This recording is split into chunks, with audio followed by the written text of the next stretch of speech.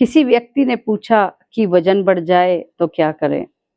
बहुत ही सुंदर उत्तर मिला कि अगर शरीर का वजन बढ़ जाए तो व्यायाम करें, मन का बोझ बढ़ जाए तो ध्यान करें और अगर धन का भार बढ़ जाए तो दान करें। नमस्कार, मैं हूँ एडवोकेट अनुराधा और आज एक बहुत सुंदर सी कहानी जो आपका जीवन बदल सकती है। एक गाँव में एक महात्मा जी विचरण कर रहे थे। उनको अचानक से भूख लगती है तो वह अपना बंधा हुआ खाना जो वो अपने साथ लाए थे उसको खाने लगते हैं। अचानक से उनको एक खटखट की आवाज़ आती है। वह अपना भोजन ग्रहण करने के बाद जब आस-पास देखते हैं तो वहाँ देखते हैं कि एक जगह पर 2 मज़दूर बैठे हुए हैं और वह पत्थर फोड़ने का कार्य कर रहे हैं। तब महात्मा जी एक मज़दूर के पास जाते हैं और पूछते हैं, "मज़दूर भाई, आप क्या कर रहे हो?" तो मज़दूर बहुत ही झल्लाते हुए बोलता है, "तुम्हें क्या पड़ी है? तुम मुझसे क्यों पूछ रहे हो? तुम अपना काम करो। तुम महात्मा हो, जाकर अपनी भीख माँगो।" तभी महात्मा जी ने बहुत आराम से दूसरे मज़दूर से पूछा कि भाई, आप यहाँ पर क्या बना रहे हो? यहाँ पर कौन-सी बिल्डिंग बन रही है या कौन-सा ऐसा निर्माण कार्य चल रहा है? तभी दूसरे मज़दूर ने महात्मा जी की तरफ देखते हुए कहा, "मुझे नहीं पता, मुझे तो सिर्फ़ अपने पैसों से मतलब है।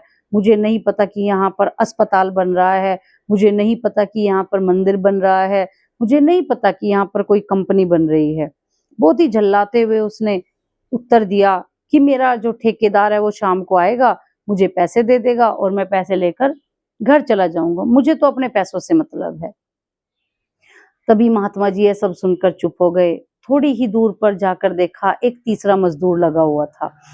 तीसरे मज़दूर को जब वो देखते हैं तो उससे भी पूछते हैं कि आप भाई यहाँ पर क्या कर रहे हो और यहाँ पर क्या बन रहा है?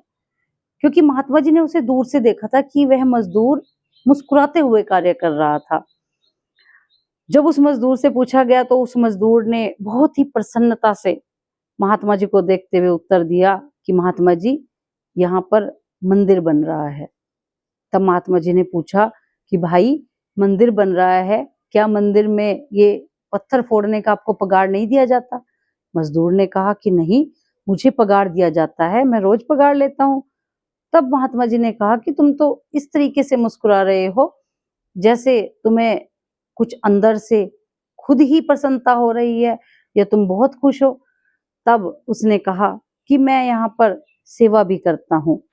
महात्मा जी ने बहुत ही आश्चर्यजनक तरीके से उससे पूछा कि भाई, तुम यहाँ पर काम भी कर रहे हो, तुम्हें पगार भी मिल रही है और तुम कह रहे हो कि मैं सेवा करता हूँ। तब मज़दूर ने बताया कि देखो, यहाँ पर जब मैं पत्थर फोड़ता हूँ तो इस पत्थर फोड़ने की जो आवाज़ है वो मुझे ऐसा लगता है कि जैसे मंदिर की घंटियाँ बज रही हैं। जो मैं यहाँ पर काम कर रहा हूँ, अपना वर्क कर रहा हूँ, मुझे ऐसा लगता है कि मैं इस मंदिर को बनते देखना चाहता हूँ और इस मंदिर में मुझे ऐसा लगता है कि जब ये मंदिर बन जाएगा, यहाँ पर बड़े-बड़े भंडारे होंगे, गरीबों को दान होगा, मंदिर में आरतियाँ होंगी, दर्शन होंगे, कीर्तन होंगे। तो वही सोचकर मैं बहुत खुश हो जाता हूँ और मुझे लगता है कि ये मेरा परम कर्तव्य भी है और ये मेरी सेवा है। हालाँकि मुझे इसके बदले में पैसे मिलते हैं। तभी महात्मा जी देखकर बड़े प्रसन्न हुए और उन्होंने आशीर्वाद दिया और वहाँ से चले गए।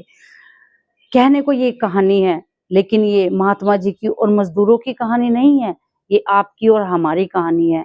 हम अक्सर देखते हैं अपने आस-पास की जो लोग ऑफ़िसों में काम करते हैं, दफ़्तरों में काम करते हैं, कुछ लोग बहुत फ्रस्ट्रेट हुए रहते हैं और वो हमेशा कहते हैं कि मुझे क्या मतलब है, मुझे तो मेरी पगार मिलती है, जैसा मर्ज़ी काम हो। कुछ लोग ऐसा कहते हैं कि मेरा बॉस जो है, वो बहुत ज़्यादा एटीट्यूड रखता है या बहुत घमंडी है, तो हम अपनी कंपनी के लिए काम क्यों करें? लेकिन जो वो तीसरा मज़दूर है, हमें उसके जैसा जीवन जीना चाहिए कि हमेशा खुश रहना चाहिए। जिस परिस्थिति में परमात्मा ने रखा है, उस परिस्थिति में खुश रहना चाहिए। क्योंकि हमने अक्सर यह देखा है कि हम लोग अपने आस-पास भी देखते हैं कि लोग कार्य करते हैं, धन भी कमाते हैं, लेकिन खुश नहीं रहते।